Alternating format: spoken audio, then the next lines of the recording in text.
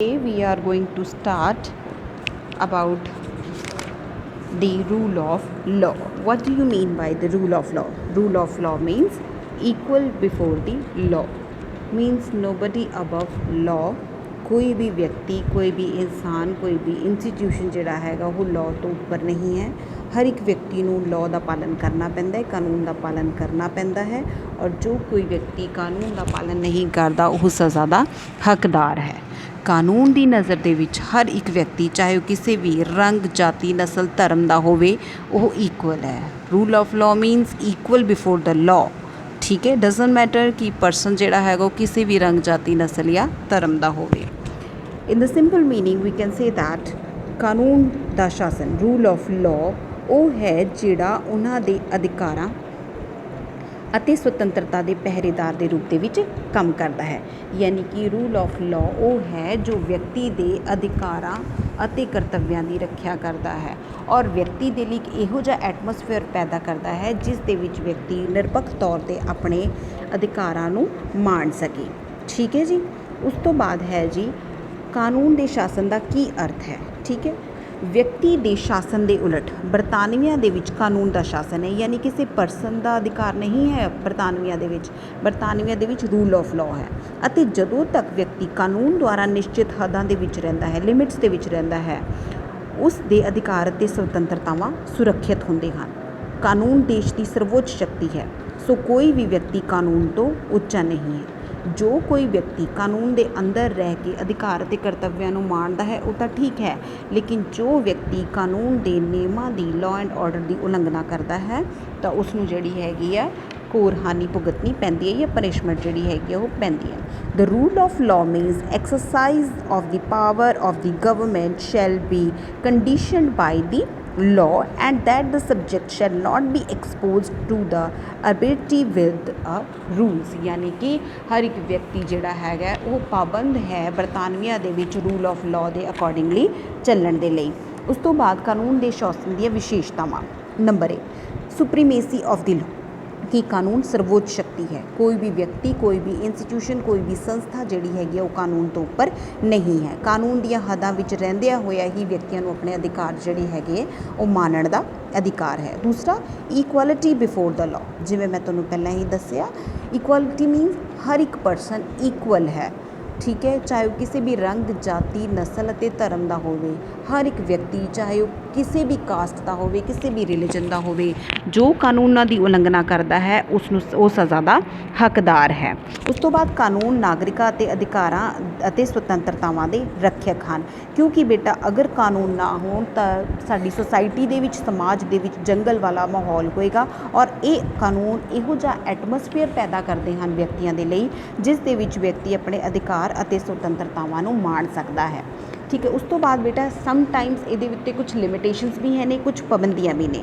Number 1, king is the above law. King is above the law, ਬਾਦਸ਼ਾਹ ਕਾਨੂੰਨ ਤੋਂ ਉੱਪਰ ਹੈ। ਜਦੋਂ ਆਪਾਂ ਕਿੰਗ ਵਾਲਾ ਚੈਪਟਰ ਪੜ੍ਹਿਆ ਸੀ ਤਾਂ ਆਪਾਂ ਪੜ੍ਹਿਆ ਸੀ ਕਾਨੂੰਨ, ਰਾਜਾ ਕਦੇ ਵੀ ਮਰਦਾ ਨਹੀਂ, ਰਾਜਾ ਕਦੇ ਕੋਈ ਗਲਤ ਕੰਮ ਨਹੀਂ ਕਰਦਾ ਔਰ ਕਿਸੇ ਵੀ ਪਰਸਨ ਕਿਸੇ ਵੀ ਕੰਮ ਦੇ ਲਈ ਉਸਨੂੰ ਸਜ਼ਾ ਨਹੀਂ ਦੇ ਸਕਦੀ ਕਿਉਂਕਿ ਉਹ ਨਾ ਮਾਤਰ ਕਾਰਜਪਾਲਿਕਾ ਹੁੰਦਾ ਹੈ। ਤਾਂ ਕਿਸੇ ਹੱਦ ਤੱਕ ਜਿਹੜਾ ਹੈਗਾ ਇਹ ਵਾਲਾ ਪੁਆਇੰਟ ਜਿਹੜਾ ਹੈਗਾ ਉਹ ਕਾਨੂੰਨ ਦੇ ਸ਼ਾਸਨ ਦੇ ਬਿਲਕੁਲ ਉਲਟ ਹੈ। ਇੱਛਾ ਨਾਲ ਵਰਤੀਆਂ ਜਾਣ ਵਾਲੀਆਂ ਸ਼ਕਤੀਆਂ ਦੀ ਵਿਵਸਥਾ ਕਾਨੂੰਨ ਦੇ ਸ਼ਾਸਨ ਦੇ ਵਿਰੁੱਧ ਹੈ। ਇੱਛਾ ਦੀ ਵਿਵਸਥਾ ਕਿ ਉਹਨੇ ਕਦੋਂ ਵਿਆਹ ਕਰਾਉਣਾ ਹੈ, ਕਿੰਨੇ ਬੱਚੇ ਪੈਦਾ ਕਰਨੇ ਹੈ, ਅਤੇ ਇਹ ਸਾਰੇ ਜਿਹੜੇ ਪਰਸਨਲ ਡਿਸੀਜ਼ਨਸ ਨੇ ਇਹ ਸਾਰੇ ਹੀ ਕਾਨੂੰਨ ਤੋਂ ਉੱਪਰ ਨੇ।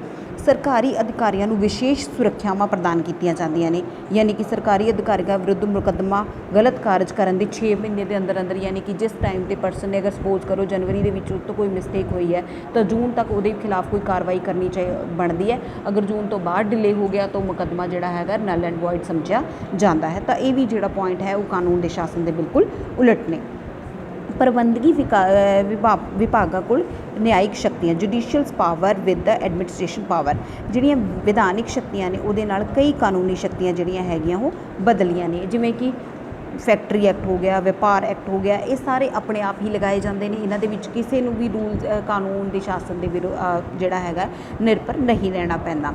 उस तो बाद बरतानिया के कानून विदेशी राजदूतां ते लागू नहीं होंदे। British law are not applicable to the foreign diplomats, यानी कि राजदूत जिहड़े कि भारत का राजदूत अगर बरतानिया दे विच हैगा तो उसते इंडिया जिहड़े बरतानिया के रूल्स एंड रेगूलेशनस है वो फॉलो नहीं करेगा। ठीक है। स्पैशल पोजीशनस ऑफ द जजिस, इस तो बाद है कि बरतानिया के जजां नूं कुछ विशेष अधिकार प्राप्त है, जिवें कि जेकर वो अपनी न्यायिक शक्तियां का प्रयोग करते समय कि निश्चित अधिकार खेतर तो बाहर जिहड़ा हैगा वो भी प्रयोग करता है। जिवें तुसीं देखिया होगा कई बार सुप्रीम कोर्ट अपने इंडिया दे विच भी अपने अधिकार खेतर तो बाहर जाके फैसले लैंदी है, किसी स्टेट दे विच इनवॉल्व, किसी सेंटर दे विच इनवॉल्व होकर फैसले लैंदी है, तो उन्हां दे खिलाफ कोई भी कार्रवाई नहीं की जा सकती। गृह सकत्तर नागरिकता प्रदान करने तो ना कर सकता है। Home secretary can refuse to give the citizenship, जिहड़ा उत्थे दा गृह मंत्री है, फॉरन मिनिस्टर है, किसी भी सिटीजनशिप तो देण तो मना कर सकता है। ठीक है। उस तो बाद वो नागरिकता रद्द कर सकता है, पासपोर्ट देने तो मना कर सकता है। तो सारिया जिहड़ियां चीज़ां ने ये लॉ एंड ऑर्डर के जिहड़ा हैगा वो खिलाफ चलिया जांदियां ने। तो कहा जाता है भी असीं किस बिहाफ ते कहंदे ने कि बरतानिया दे विच फिर रूल ऑफ लॉ है। Special privileges to the trade unit, मजदूरों लिए एक अलग तो जिहड़ियां हैगियां रूल्स एंड रेगूलेशनस बनाए गए हैं। सैनिक अधिकारियों लिए अलग तो रूल्स एंड रेगूलेशन ने। संसद के मैंबरों को विशेष अधिकार प्राप्त ने। ठीक है। बादशाह के कर्मचारी बादशाह की इच्छा तक ही अपने पदवी तक रहते हैं कि अगर बादशाह ने मना कर दिता तो ही वो पदवी छड्डणगे, अदरवाइज नहीं। पुलिस जलसे ते कानून पर पाबंदी लगा सकती है। ठीक है। प्रबंधकी अदालतों की विशेष व्यवस्था। ठीक है। नागरिक के सारे अधिकार न्यायिक निर्णय तो नहीं हैं, क्योंकि जिमें पेंशन का अधिकार, मुफ्त विद्या का अधिकार ये सरकार लैंदी है। ठीक है। सो इस करके कहा जाता है कि बेटा रूल ऑफ लॉ कहण नूं ही है, लेकिन बरतानिया के रूल ऑफ लॉ जिहड़ा हैगा वो इन्हां सरकमस्टांसिस नूं देख के लगता है कि सिर्फ और सिर्फ एक कागजी कार्रवाई है।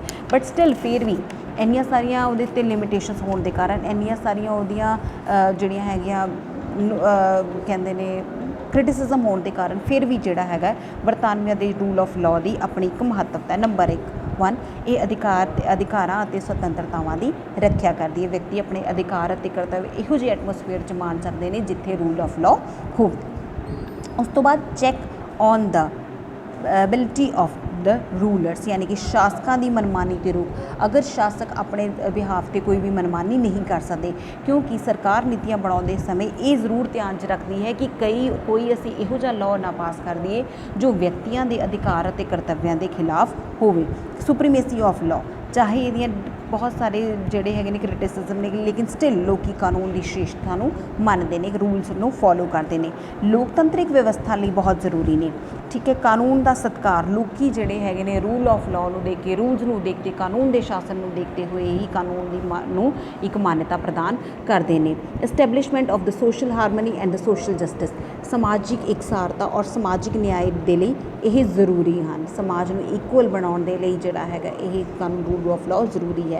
रिस्पैक्ट ऑफ जुडिशरी, न्यायपालिका के सत्कार वजों रूल ऑफ लॉ बहुत जरूरी है। और व्यक्ति के गौरव डिगनिटी बनाए रखने के लिए रूल ऑफ लॉ जोड़ा है वो इंपॉर्टेंट है। ठीक है जी।